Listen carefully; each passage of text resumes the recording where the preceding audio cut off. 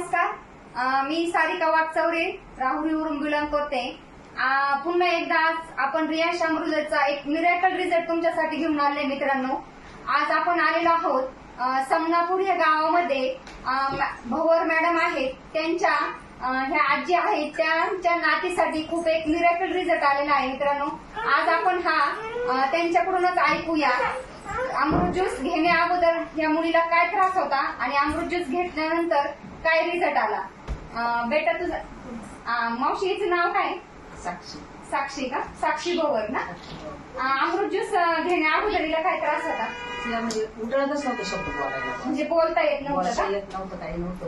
मग आता जसं हे औषध भेटले ना तसं तसं तिला शब्द उठळायला लागले, म्हणजे बोलता यायला लागलं बघ।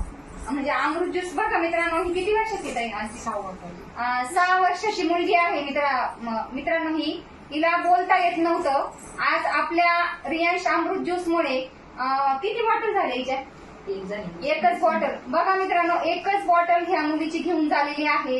एका बॉटल मध्ये असा मिरेकल रिझल्ट आलेला आहे की तिला बोलता येत नव्हतं। ती आता 1-2 शब्द बोलायला लागली फक्त एका बॉटल मध्ये। बेटा भात म्हण, भात इकडे थोडस जवळ आहे बेटा, ऐकायला भेटेल। मोठ्या भात भात भात, आई बोल, आणि आई, जेवण, जोळी, दूध। दूध,